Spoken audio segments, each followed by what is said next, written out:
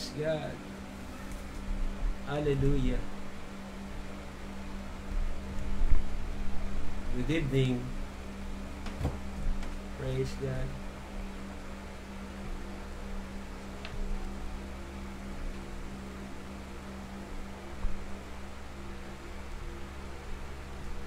Ngayon, higit magpakailanman, lalong naging malinaw sa atin ang sinasabi ni Paul sa mga sulat niya sa mga tiga-Hebreo chapter 10 verse 25 na nating kalimutan ang pagtitipon-tipon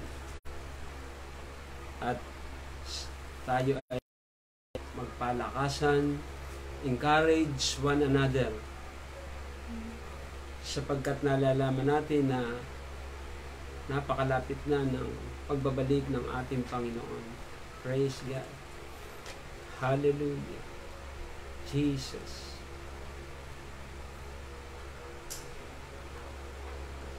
Kaya sa tuwina, lagi tayong sabik sa pagtitipon-tipon, bagamat physically hindi tayo magkakasama, pero sa ating espiritu, praise God, we are in Him. We are one with Jesus. Praise God. Hallelujah. Kaya ito yung pangalawang pagkakataon na magkakaroon tayo ng live streaming sa ating midweek gathering ng biyaya ng Diyos. Morong, praise God.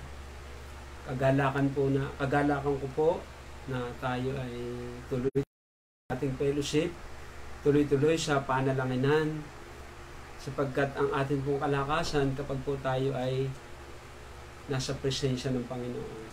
Praise God. Hallelujah. At sa gabing ito na ang akin pong meditation, yung pong isang tatay na lumapit sa ating Panginoong Hesus at siya po muna lumapit sa kanyang mga alagad at sapagkat mayroon po siyang problema sa kanyang anak na may karamdaman na inaalihan ng masamang spirito at ito po ay inihahagis ang kanyang sarili sa apoy. Siya po ay possessed ng demonyo. At ito po inilapit sa mga alagad at wala pong nangyari.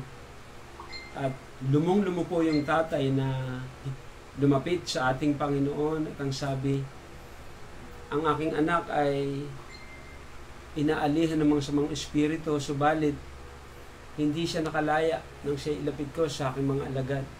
At doon po ay God. Ganyan po ang kalagayan ng mundo sa ating panahon. Yung pong tatay ay tulad sa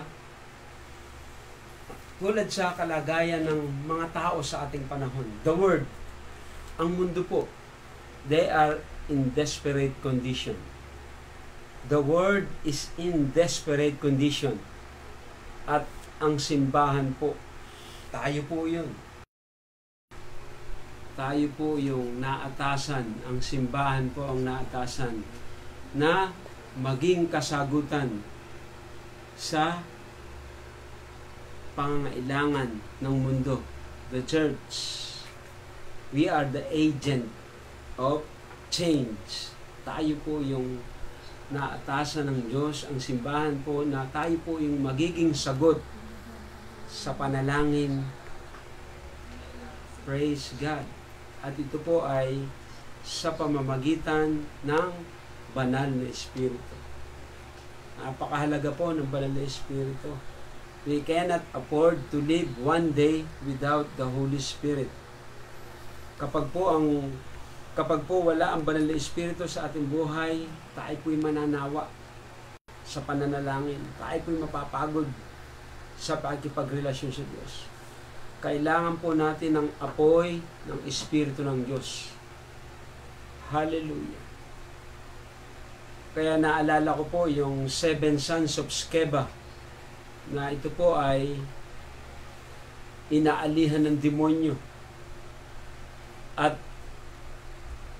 ang sabi ng mga demonyo, si Jesus, kilala ko. Si Pablo, kilala ko. Kayo, sino kayo? Ano po ang ibig sabihin nito? Ang ibig sabihin po nito, if your name is written in the book of life, kung ang iyong pangalan ay nakasulat sa aklat ng buhay, ang iyong pangalan ay kilala sa impyerno. Tandaan po ninyo yan. If your name is written in the book of life in heaven, your name is known in hell. Written in heaven, known in hell. Ibig sabihin, the demon respect your spiritual authority. Kapag ang iyong pangalan ay nakasulat sa aklat ng buhay, praise God, mayroon kang kinikilala ng demonyo ang iyong spiritual authority. Praise God. Kaya hindi po ganon, hindi po natin pwedeng daling magaan ang ating pagiging Kristiyano. Hindi po natin pwedeng daling magaan ang pagiging anak ng Diyos. Tayo po ay mayroong pananagutan sa ating sarili. Una, responsibilidad po natin tayo ay maging maunlad, maging malago ang ating pananampalataya, yung ating pagkakilala sa Diyos. Tulad po ng ating pinag-usapan ng isang linggo, yung pong spiritual maturity ay napakahalaga. Yung pong paglago, yung pong paglagong spiritual ay pananagutan mo yun sa sarili mo at sa iyong sambahayan at sa iyong simbahan na kinabibilangan. Sapagkat para ikaw ay magipagpapala sa marami, praise God, hindi lamang ikaw ay puno, kailangan ikay nag-uumapaw. Praise God. Nag-uumapaw ang kapangyarihan ng Diyos sa iyong buhay. Hallelujah. Dahil kung ikaw ay puno lamang, matutuyuan ka pa rin. At sasalo ka na naman. At ang plano po ng Diyos sa atin ay yung pong sinabi sa Psalm 23. My head, you anointed my head with oil, my cup runneth over. Ang aking saro ay inaapawan. Praise God. Inaapawan. Ang ibig sabihin, hallelujah, roon ka magagamit ng Diyos ng napaka-epektibo. Kaya our responsibility before God is to be with Him. Yung pong salitang remain, kung yung pong lockdown ay naipapatupad ng gobyerno, yung pong i-lockdown po natin ang ating sarili kay Kristo. Remain in Christ. Yun po yung utos sa atin ng Biblia. Remain in me, Jesus said. If you remain in me and my word remain in you. Kung kayo magsisipanatili sa akin at ang aking salita ay magsisipanatili sa inyo. Praise God. Yun po ang kondisyon. Manatili tayo kay Kristo, manatili tayo sa Kanyang salita. Hindi po biro, ano po? Mayroon po tayong pananagutan sa harapan ng Diyos, sa ating sarili, at sa mga kapatiran, at sa community, sa ating mga kapitbahay. Praise God. Sila po'y nakatingin sa atin, at mayroon po silang inaasahan sa atin. At ang inaasahan po nila sa atin, maluwalhati ang Diyos sa ating buhay. Para po tayo ay maging sagot sa panalangin ng mga nangangailangan. Lugmok na po ang tao. Lupaypay na po ang mga tao. Ang ating pong gobyerno ay lupaypay na. Dito po sa nangyayaring ito sa ating bansa. At we as a believer, we as an intercessor, tayo po yun. Tayo yung tagapamagitan na inaasahan ng Diyos na ipamamagitan natin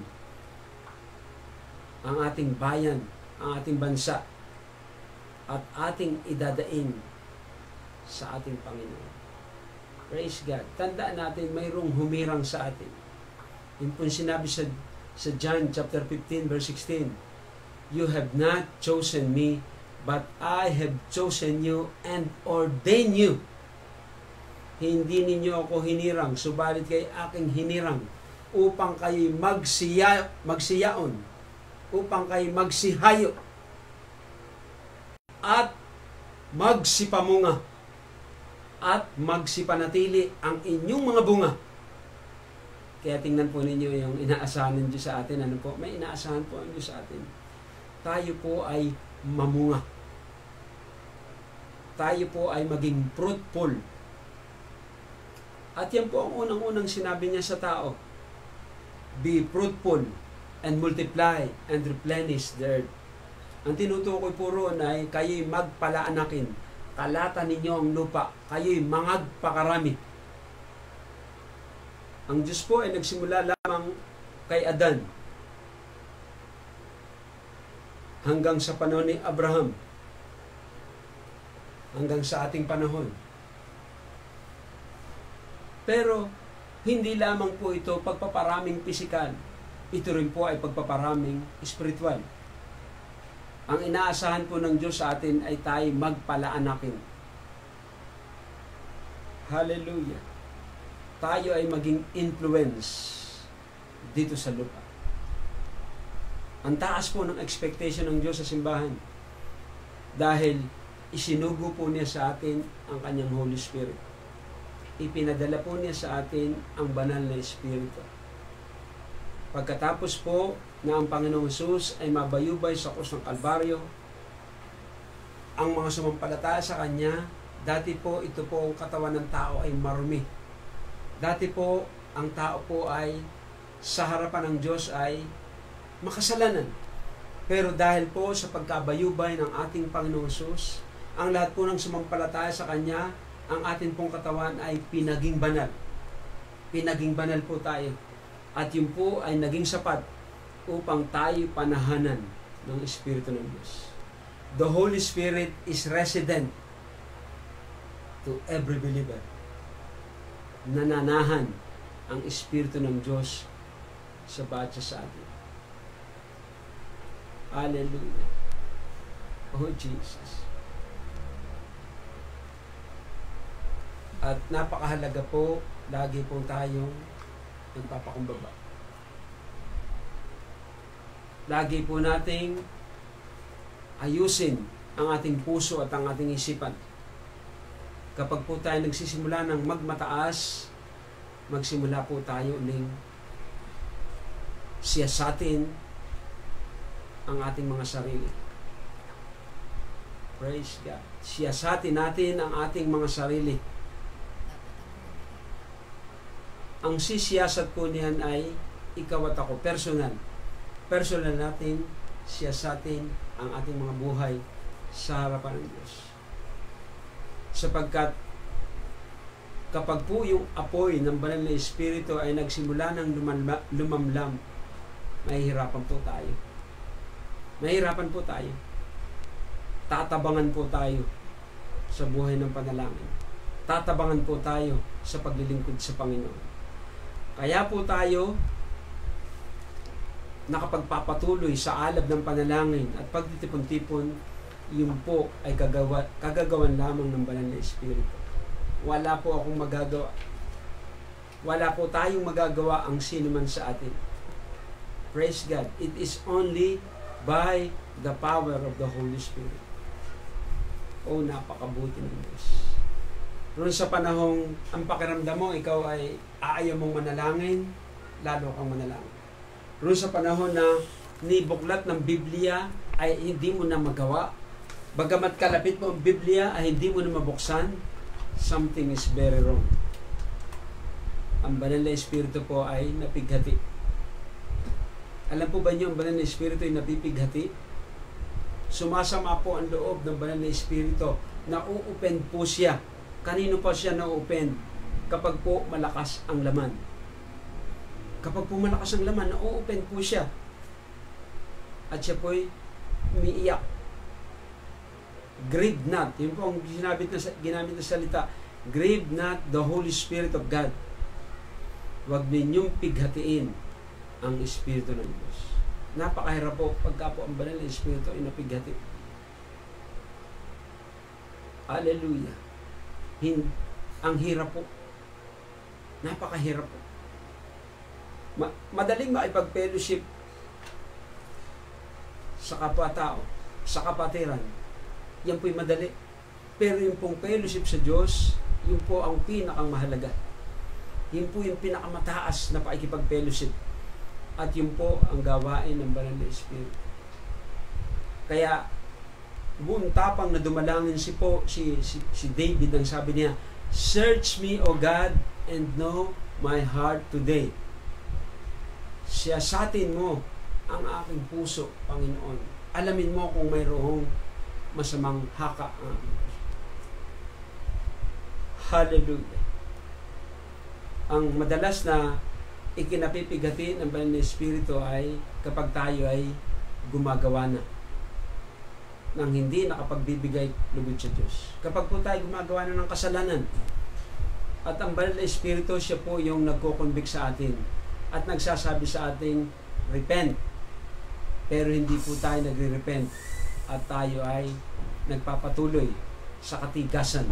At doon po siya napipigati. Napipigati po siya. Kaya mabilis tayong bumalik sa Kanya. Mabilis tayong manumbalik sa Kanya. At tayo ay sa di pananalangin, sa hindi pagbibigay ng prioridad. Hindi naging top priority ang Diyos sa atin. Ano po ba yung God's best interest? Sinabi po yan sa Matthew chapter 6 verse 33. God's best interest. Praise God. Kapag inuna natin siya, pag pinahalagahan natin siya, His best interest is all these things shall be added unto you. Praise God. Lahat ng ating pangangailangan idaragdag, ihahanda ng Diyos sa buhay. Nung kami nagsisimula pa sa ministry ng aking asawa, naranasan namin ang struggle. Struggle. Sa ministry, sa bahay, nagsisimula, maliliit pa ang aming mga anak, kami ay nagmi-mission na at naranasan namin yung kakapusan, naranasan namin yung kawalan, pero hindi po yun naging hadlang para hindi kami makapagpatuloy sa Kanya. Sapagkat pinaniwalaan namin ang Diyos, pinaniwalaan namin ang Kanyang salita, kami nagpatuloy. Anuman ang pressure, anuman ang needs, hindi ito naging kahadlangan. Salip lalo kaming nagpursige na maglingkod sa Panginoon. At sa awa ng Diyos, kami po'y nakapagpatuloy. Hanggang ngayon, nakapagpapatuloy. At nakita namin, totoo, ang salita ng Diyos. Kapag inuna natin siya, kapag naging pangunahin, kapag ang Diyos ay naging pangunahin sa buhay ng bawat isa sa atin, praise God, hindi po tayo mapapahiya. Ang kapupunan sa ating pangailangan ay Kanyang pangyayarihin sa buhay ng ating mga anak. Praise God. Yung pong John 15 verse 16, yun po talaga yung laman ng puso ko na ibibigay ko. You have not chosen me, but I have chosen you and ordained you para tayo ay maging mabunga at manatili ang ating mga bunga. Kaya anuman po yung nasa atin na, kailangang i-maintain po natin ito. Kailangang i-maintain po natin ito. At higitan pa natin. Higitan pa natin. Anuman ang natamunan natin sa ating paglilingkod sa Panginoon. Dahil mayroon pong tendency na tayo mag-relax. Mayroon pong tendency na tayo maging complacent. Kaya kailangan tayo ay nagpaplano pa. Kailangan tayo nangangarap pa ng mas malalaki at mas dakilang mga bagay para po sa karangalan, para po sa kalwalhatian ng Diyos. Kaya kapag tayo nangarap, siguraduhin natin na yung pangarap na iyon ay galing sa Kanya.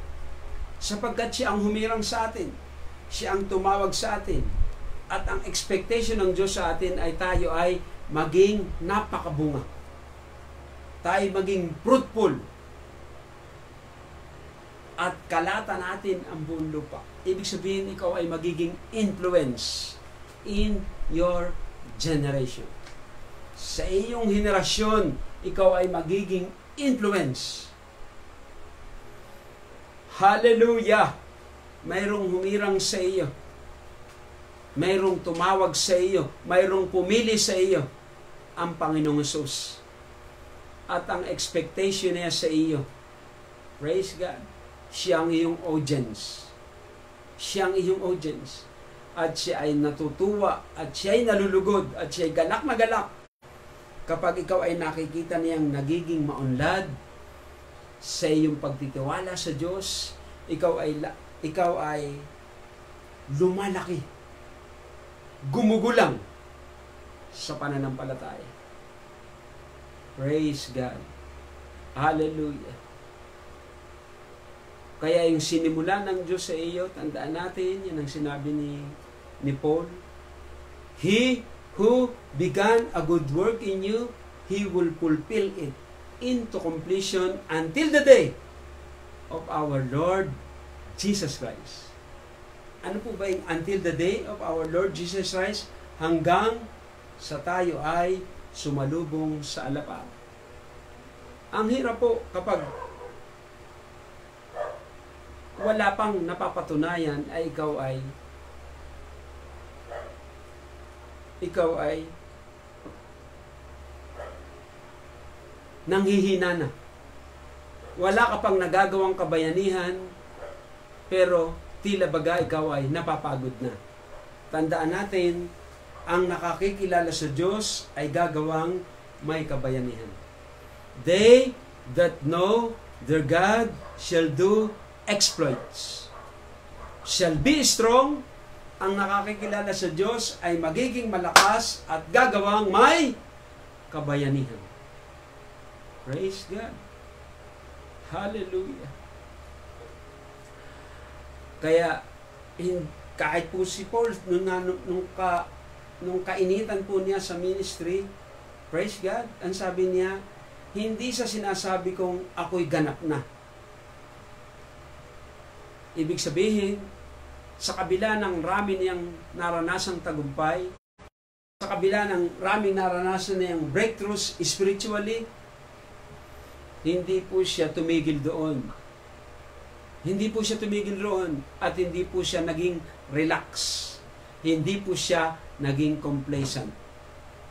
Mayroon pong tendency na tayo maging complacent. Mayroon pong tendency na tayo ay maging okay na ito. Ayos na ito. Hindi po ganun si Paul. Hanggang sa dulo ng kanyang buhay.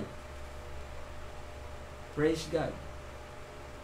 Hindi po siya nakitaan ng panghihina. Hindi po siya nakitaan ng panlupaypay. Sa halip, ang sabi niya, I press on the mark. I strain. Ano pong ibig sabihin? Nagtutumulin. Nagtutumulin ako sa hangganan ng gantimpala ng dakilang pagkatawag na nakay Kristo Jesus.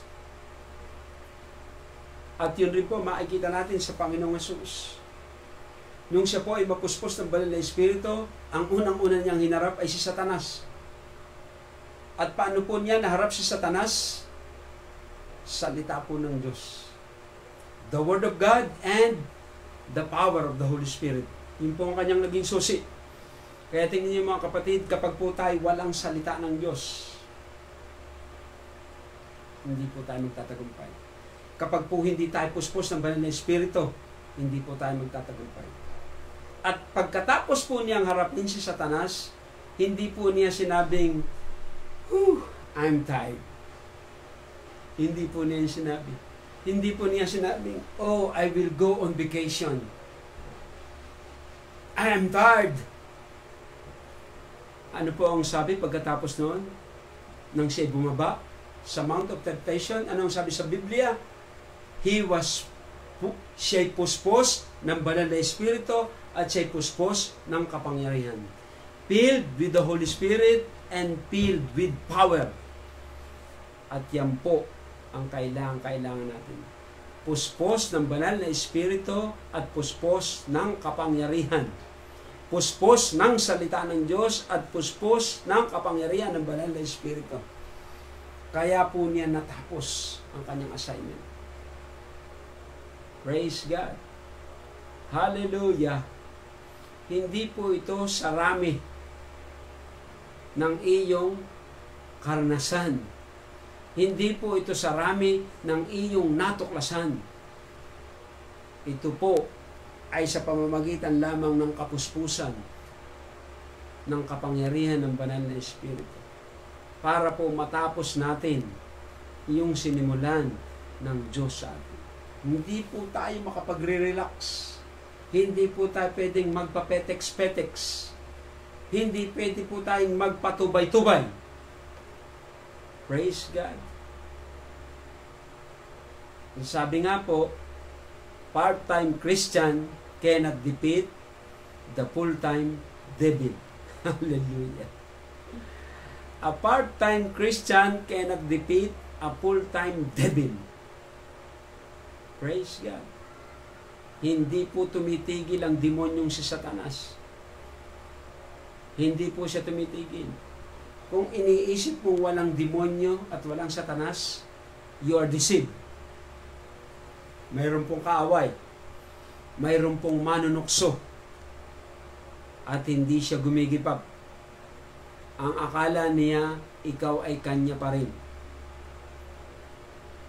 Naghihintay lamang siya na ikaw ay mag-relax. Nag-iintay lamang siya na ikaw ay magpapetex-petex. Kaya anong utos sa atin ng Panginoong Hesus? Be sober and be vigilant. Watch and pray. Kayo'y maging mapagmatsyag at kayo'y maging mapanalangin. Be on guard. Be alert. Hallelujah. Be alert. Be on guard. Huwag kang mag-relax. This is not the time to relax. This is not the time to set back. Ito pong lockdown na ito, kuhanin natin rin sa John 15. Remain in me. Lock down yourself to Christ. I-lockdown natin ang ating sarili kay Kristo. Alam po ninyo, kapag po tayo lubusang nagpaubaya sa ating Panginoong Hesus, roon po lamang siya makagagawa. Roon po lamang siya makagagawa.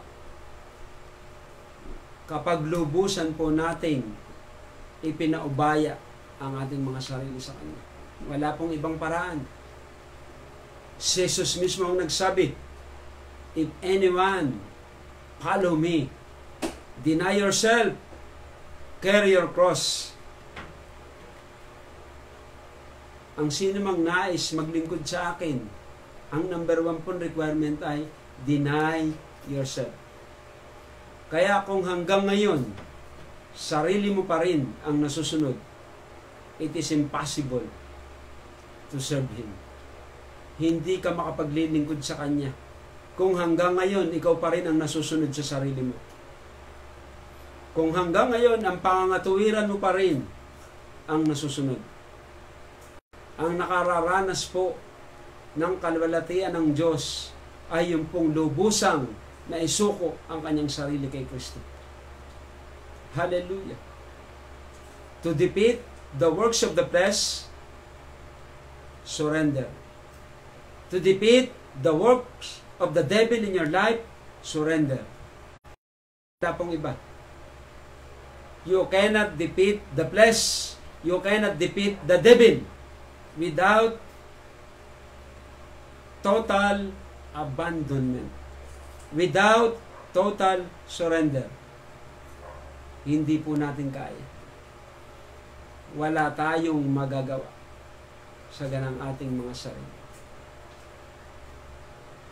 Don't give Satan an inch. Huwag nating bigyan ng puwang ang gawa ng laman. Kaya, lock down yourself to Christ. Hallelujah. Yan po yung sabi sa John 15.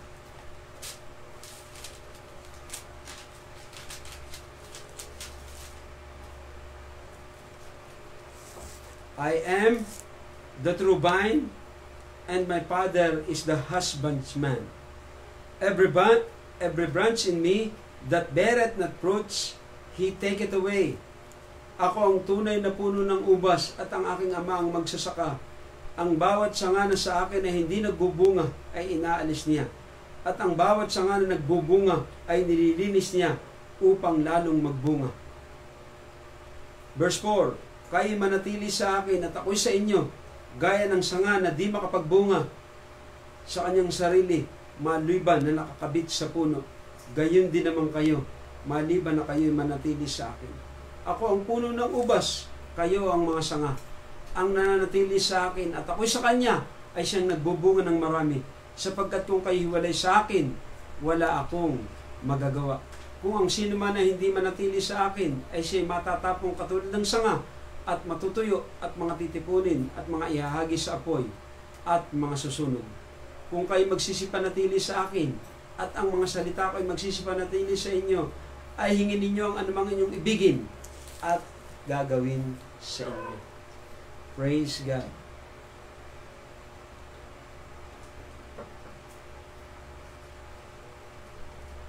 Kaya, kung ang gobyerno ay may lockdown, mayroon rin pong spiritual lockdown.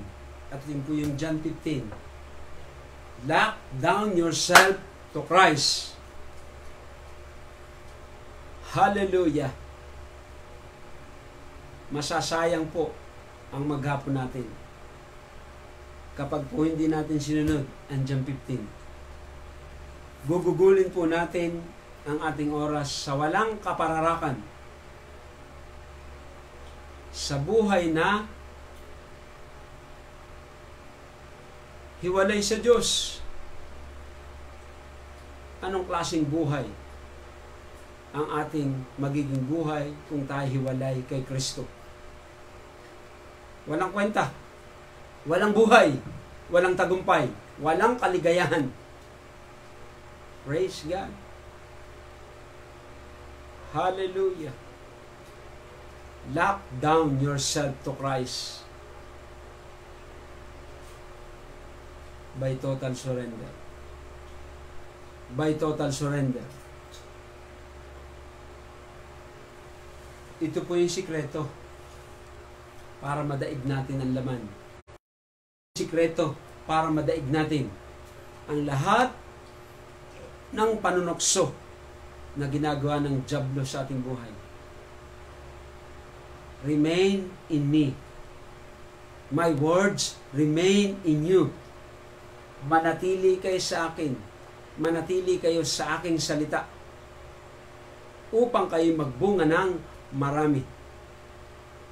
So, ang namumunga po ay ang Espiritu ng Diyos.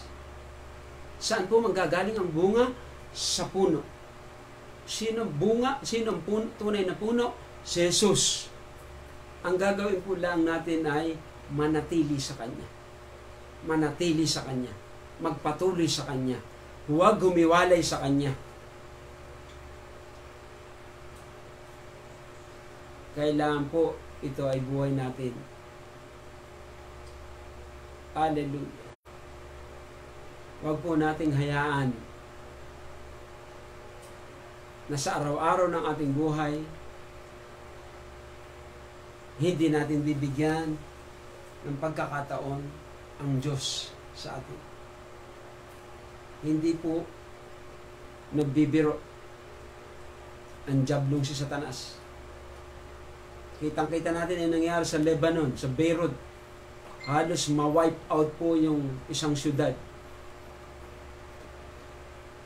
At ilang libo-libo po ang sugatan. At 70 plus ang namatay. At makikita mo talagang nakakikilabot kung panonoorin mo. Kaya, lalo po tayong magkapit-kapit kamay. Lalo po tayong maging isa sa ating Panginoon para po ang habag ng Diyos ay ibaba sa ating bansa, sa ating mga kamag-anak.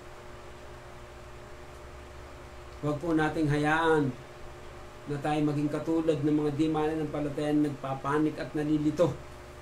Kailangan tayo po stay put by remaining in Christ, by remaining in His Word. Magiging malakas po tayo at magiging matibay po tayo. Sapagkat kapag ang sanga ay nakakabit sa puno, matibay po at matatag ang sanga iyan. At ang punong iyan ay walang iba kung hindi ang ating Panginoon Jesus. Praise God. Hallelujah. Kaya huwag tating aksayahin ang maghapon. Tiyakin natin na tayo meron tinatawag na constant fellowship, unbroken fellowship. Dalawa, ano po? Constant and unbroken. Ano po ba yung constant? Perme. Ano po ba yung unbroken? Walang patlang. Constant and unbroken. Yun po yung gusto kong ibigay na salita sa gabing ito. Constant and unbroken. Hindi pabago-bago. Yun po ang katangian ng ating Diyos. Ang sabi sa Malakay 6, I, the Lord your God, I change not. Pero hindi po natin yung katangian. Tayo po'y pabago-bago. Dahil tayo po ay emosyonal.